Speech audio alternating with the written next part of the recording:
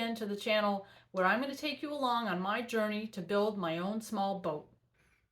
The first step after unpacking, which you'll have seen in the last video, was to sit down and read this, the manual. Yes, this manual, a little over 100 pages, comes with the boat kit and tells you almost everything you need to know. Time to start reading.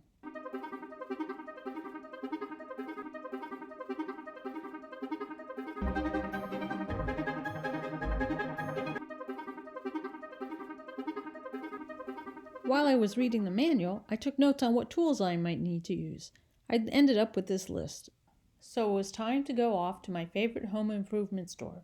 Here are a few of the things that ended up in my shopping cart. I also raided the closet of a kind relative who loaned me some tools so I didn't have to buy them. And then there were the clamps. There's a story about the clamps.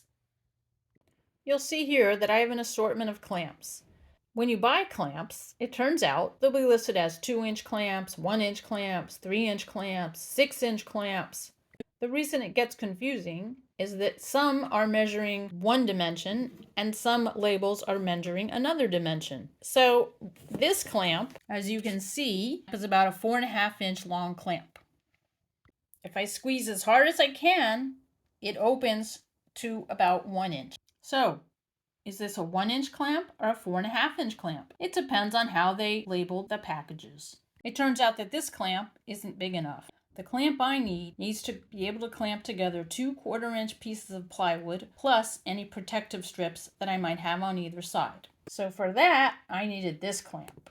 It'll open this far or even a little further if I squeeze with both hands. This clamp is 6 inches long. So is that a 6-inch clamp or is it a 2-inch clamp? Because it opens 2 inches wide. In this case, Amazon.com came to the rescue with this set. I'll put a link to them in the comments below.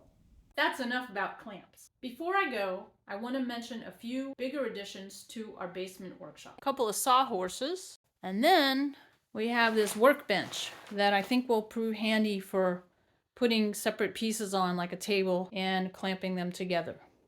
Well, that's it for today. We've bought all our tools, we've done all our prep, and next time the real work begins. Don't forget to like and subscribe below, and stay tuned to see what happens. See y'all next time.